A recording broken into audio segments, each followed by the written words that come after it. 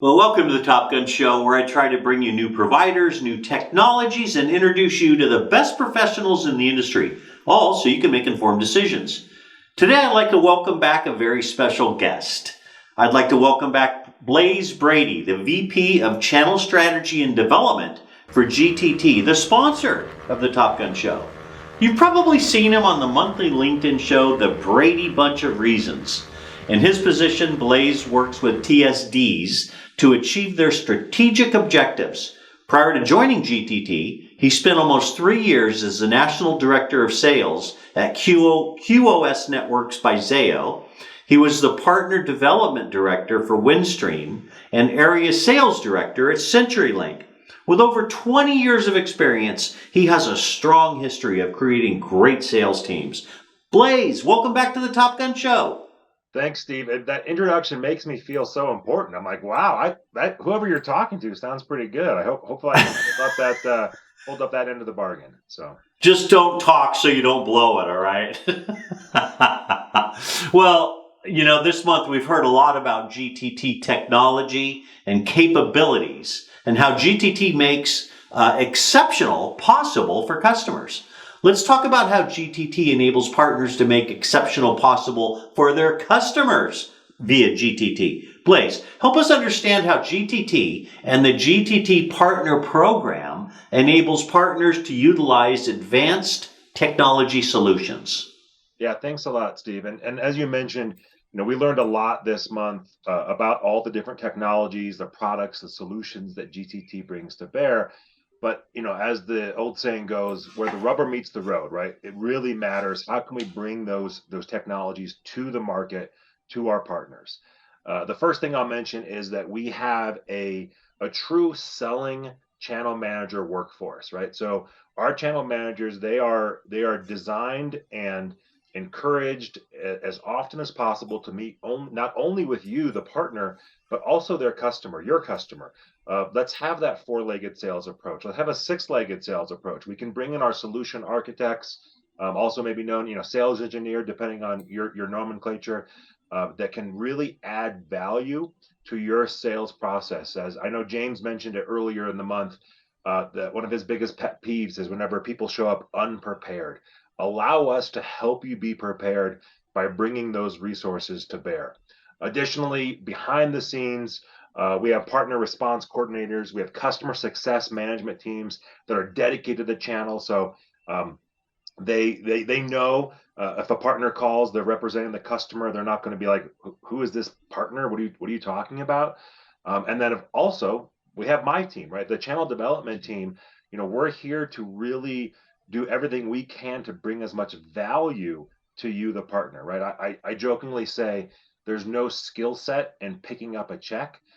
We want to bring skill and we want to bring value to make sure that we are encouraging and enabling your success. We want to have the simplicity, the support, and the success to your approach and add value to that technology conversation.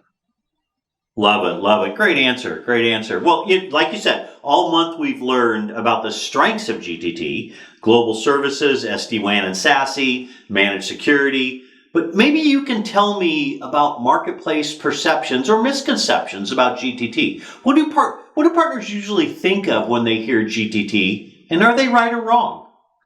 So it's an interesting question because they're half right, and let me elaborate on that. Right, a lot of times partners will hear GTT and they'll think access aggregation. They'll hear GTT, they'll think global or international capabilities. They'll hear GTT and they'll think, oh, I think those guys have a tier one global network, and that's all true. But that's only half the truth, right? As we've learned about this month, we have a phenomenal SD-WAN and SASE practice that is built upon practices with VMware, Fortinet, Palo Alto, Aruba, which used to be Silver Peak. We have a phenomenal practice around there built on those technologies. We have our own SOC, our in-house SOC in the United Kingdom that really brings more to bear than just access aggregation. And we can sell solutions and services domestic only, right? In fact, we recently sold an opportunity all in the state of Indiana, right? The customer was in fact, a government organization, all in the state of Indiana. In theory, their network is never going to leave the state borders, let alone the country borders. And it's a phenomenal managed SD-WAN with managed firewall for that particular customer. Love it. Love it. Good stuff. Good stuff. I like how you address that head on. Well, Blaise, as we wrap up our month here about GTT, I'd love for you to tell me, what does the ideal customer look like for you guys? Yeah, so that's a great question. It's a frequently asked question.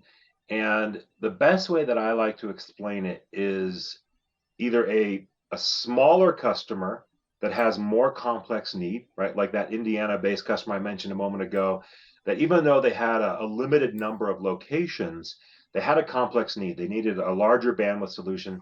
They needed both primary and redundant connectivity. They needed an SD-WAN solution. They needed a managed firewall solution.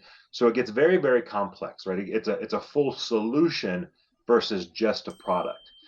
Then as we go up the size of customer, GTT gets stronger and stronger.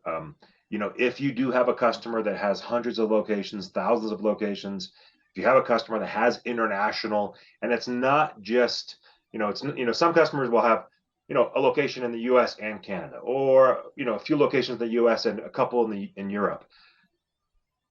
That's definitely a great solution for GTT. But as it gets more and more complex, and they have locations all around the globe, we really do shine. In fact, we have employees, I think, in 26 or 28 different countries. We bill in multiple currencies. So the more complex, the better. But again, we can really hit that sweet spot of just a small regional business that has a complex need. Love it. Great answer. Great answer. Well, Blaise, I've had you on as a guest on the Top Gun Show in the past, and I've asked you a few different personal questions. Those can be viewed in the archived footages of past episodes. This time, though, I'd like to ask you something different. Up to this point, what has been the happiest day of your life, other than when you got your Top Gun Show coffee mug? Yeah, the coffee mug definitely is up there. But I have to reference, honestly, the birth of my first child. It really, indicated a big life change for me. Some of like I used to ride motorcycles, and the day that my daughter was born, that was the last day I ever, rode a motorcycle, right? Life all of a sudden, pivoted to focusing. And then of course my son was born a few years later. But that definitely, was I feel like a milestone part of my life where it changed my focus, and I've been happy ever since. So wonderful. Love it. Great answer. Well, Blaise, I know you're busy. Congratulations on your recent promotion, and for carving out time out of your busy schedule to be on the Top Gun Show, man. I really appreciate it. Thanks, Steve. I appreciate your time too. And thanks for watching, everybody.